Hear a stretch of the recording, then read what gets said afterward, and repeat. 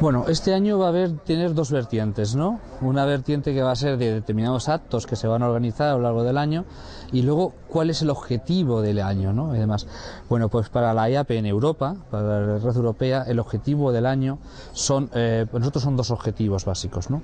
Uno, que se visibilice la situación de pobreza en Europa. Hay que tener en cuenta que somos la zona más rica del mundo, ¿no? Pero también tenemos 78 millones de personas en situación de pobreza en Europa, de pobreza relativa. Y el segundo objetivo sería que, aparte de la visibilización, tengamos una nueva agenda por la inclusión social, de lucha contra la pobreza y la exclusión social, ¿no? Que sea 2011-2020. En el 2010 termina lo que eran los objetivos de la Agenda de Lisboa del año 2000, que uno de ellos era erradicar de manera sustancial la pobreza en Europa. Ya vemos cómo va la cosa, pero también es cierto que esa agenda ha sido positiva. Esa agenda ha ayudado a poner más en el centro de la agenda política el tema de la pobreza y posiblemente sin esa agenda estaríamos peor de lo que estamos.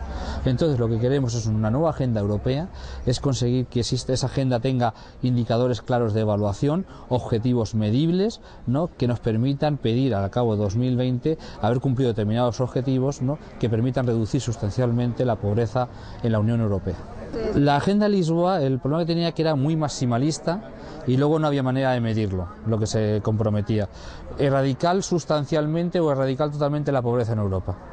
Bueno, pues con ese objetivo, si era erradicar algo la pobreza, con poco que hicieses conseguías objetivo, pero si era erradicar totalmente la pobreza, era simplemente no se podría conseguir, no porque no se ponían las medidas. Si tú quieres conseguir un objetivo, tienes que decir también qué medidas quieres conseguir y cómo vas a evaluar que esas medidas se van consiguiendo. Sobre todo el problema que tenía la Agenda de Lisboa era un problema de método, no estaba claramente definido cuáles eran las acciones que había que llevar adelante y no estaban establecidos unos plazos, ¿no? Y unos objetivos concretos para conseguir la erradicación de la pobreza.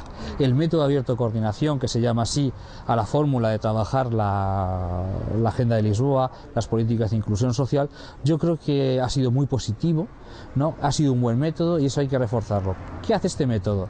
Este método lo que dice es que todas las personas que están afectadas, todos los agentes que trabajan en el tema de lucha contra la pobreza deben trabajar y colaborar en conjunto. Y además hay que evaluar lo que se está haciendo, hay que evaluar lo que hace cada país y en España estamos pidiendo que también se evalúe lo que hace cada comunidad autónoma, lo que estamos haciendo en todos sitios para ver cómo vamos evolucionando. La crisis cada país la está viviendo de manera distinta, ¿no? España, la mayoría de los indicadores macroeconómicos no son peores que los de los otros países de la Unión Europea, no son de los peores, ¿no? Pero tenemos un indicador que es el peor con diferencia, que es el tema del empleo, ¿no?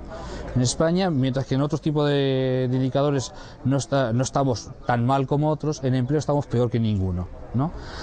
Eso hace que en España tengamos que preocuparnos especialmente por el tema del empleo. Pero esa preocupación, que en Europa es general, el tema del empleo no es tan acuciante como en España. Por lo tanto, todas las medidas que se toman en Europa están más compensadas, ¿no?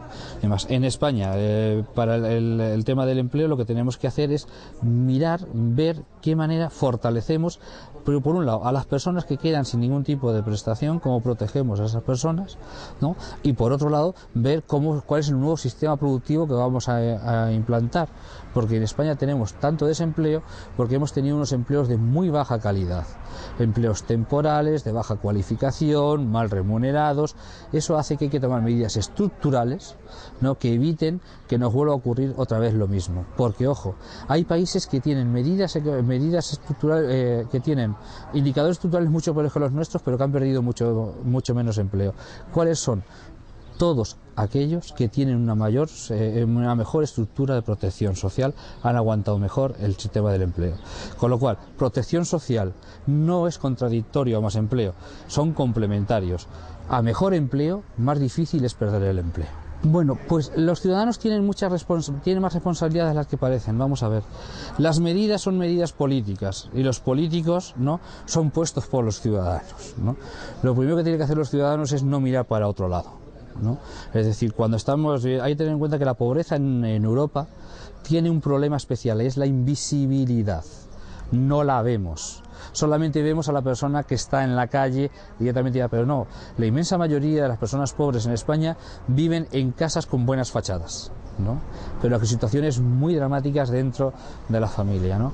Lo que hay que plantearse la ciudadanía, ¿no? Los ciudadanos tenemos que apoyar aquellas medidas que vayan en favor de las personas, ¿no? Hay que tener que el desarrollo económico no es posible con estos índices de pobreza, y los ciudadanos tienen que exigir que se invierta en protección social, porque la protección social será parte del desarrollo económico. La protección social no es un gasto, es una inversión, porque cuanto más mejor sea el nivel de renta de todos los ciudadanos, mejor nivel de consumo tendremos. Y hay que tener en cuenta que cuando se manda renta a estos ciudadanos que están en mayor situación de precariedad, es una renta que va al consumo, y el consumo genera desarrollo económico también. No es cierto que en los mítines los partidos políticos no hayan hablado de Europa. Eso no es verdad. Porque si tengo muchos amigos que han asistido a mítines y demás, yo es verdad que no he ido a ninguno esta campaña, pero sí se habla. Lo que pasa es que siempre se saca todo lo que la gente percibe, es los cortos que se sacan en los medios de comunicación, que casi siempre hacen referencia a asuntos estrictamente nacionales. Entonces la sensación que hay es que se habla de temas nacionales, ¿no? Y que no se habla de Europa. La ciudadanía no sabe lo importante que es Europa. Casi todas las leyes que toma nuestro gobierno, que hace nuestro Parlamento, están mediatizadas por las directivas europeas, por lo que codecide el Parlamento Europeo, la Comisión Europea y el Consejo de Europa, ¿no? Todo esto influye sustancialmente en nuestra legislación. Lo que ha ocurrido en Europa ha sido un proceso de desapego de la ciudadanía con respecto a lo que puede ser el propio Parlamento. No un desapego a Europa, es no saber muy bien para qué sirve ese Parlamento, ¿no? Y eso es muy difícil de explicarlo, pero la gente debe saber que la inmensa mayoría de los fondos estructurales vienen gracias a Europa, ¿no? Pero no es una cuestión de que vengan los fondos estructurales gracias a Europa, es que muchas de las cosas que mediatizan nuestra vida, de cómo van a funcionar la Directiva de Servicios Generales, la Directiva Bolkestein, las directivas que afectan a medioambientales, lo que es la política agraria común, todo eso se decide en Europa, ¿no? Es decir, es muy importante.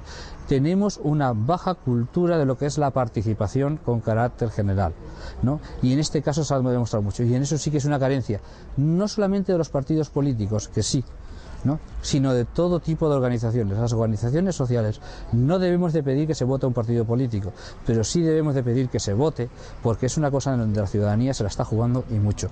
Y ahí hemos pecado todos, ¿no? De dejar Europa es algo demasiado importante y el Parlamento Europeo es algo demasiado importante como para dejarlo solamente en manos de los políticos.